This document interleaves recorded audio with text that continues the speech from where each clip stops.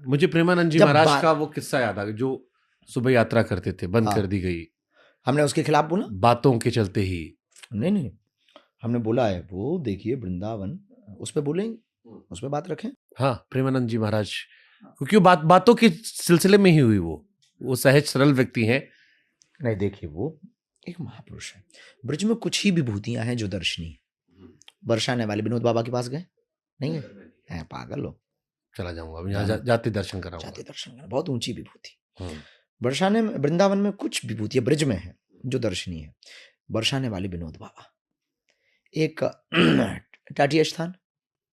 अब मैं कम गया हूँ, अब मुझे फिल्म मैं जाता हूँ सीधे माँ के बिहारी के चरणों में जाके दर्शन सर पटक देता हूँ ना। कुछ हलवा नहीं देखा तुमने ब्रज में, मजे नहीं लिए भैया तुम अभी। अपना ब्रज बहुत ऊंचा है। एक टाटी स्थान, एक भी आधुनिक की व्यवस्था नहीं है, लाइट तक नहीं, डिब्बी में अभी भी दीपकों में। मेरे को बताओ कौन कौन से बाबा को पहले में मिल के आऊँ जो सिद्ध पुरुष हैं। अरे मेरे को बताओ कुछ नाम जहाँ कुछ दर्शन जहाँ कंपल्शन होना चाहिए कि इनके पास जाके एक बार आशीर्वाद लेकर आओ। आपको बहुत ऊंचा लगेगा। हाँ। भगवान करेगा जल्दी ब्याह हो जाएगा।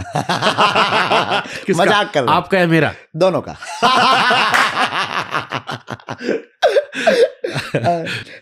एक तो आप विनोद बाबा के दर्शन करो, ठीक है। एक आप टाटिया स्थान वाले महाराज जी के दर्शन करो। एक आप मान मंदिर वाले पूज्य श्री रमेश बाबा के दर्शन करो। एक आप मलुक पीर वाले महाराज जी के दर्शन करो।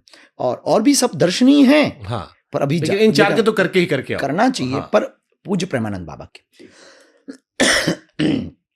तो ये महापुरुष वो हैं जो ब्रज की विभूति हैं। हम ऐसा बताना चाह रहे थे, इसलिए ये वो सिद्ध पुरुष हैं जो इस ब्रज की विभूति हैं। ब्रज में भक्त और भगवान दो रहते हैं। भक्त सब हैं, पर विशेष भक्त भी तो होते हैं। जैसे ठाकुर जी के तो सब परिकर हैं, पर उसमें श्रीदामा विशेष है, मधुमंगल विशेष था, श्रीदामा विशेष था, सुदामा मित्र था, ऐसे भी तो होते हैं ना। ऐसे ही प्रेमानंद बाबा है, वो जो भी हैं महापुरुष हैं। और उनकी बातों से अगर किसी को दिक्कत है तो हमें एक बात बहुत अच्छी याद आई। त्रेता युग में जो है राक्षसों को दिक्कत होती थी हवन से।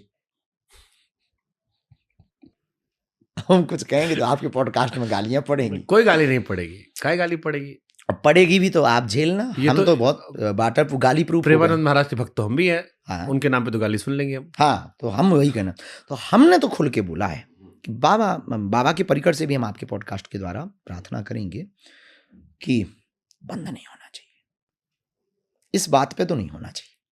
बाबा का स्वास्थ्य ठीक नहीं है, हम समझ सकते हैं, अनुकूलता, शारीरिक अनुकूलता, पर कुछ दिन तो जारी रहना चाहिए। उनके कानों पे जूं रेंगते रहना चाहिए। हम ये कन्या विवाह उत्सव है 26 फरवरी का, 23 फरवरी का कैंसर हॉस्पिटल का भूमि पूजन, वरना हम तो जाते, हम तो कहते बाबा निकलो।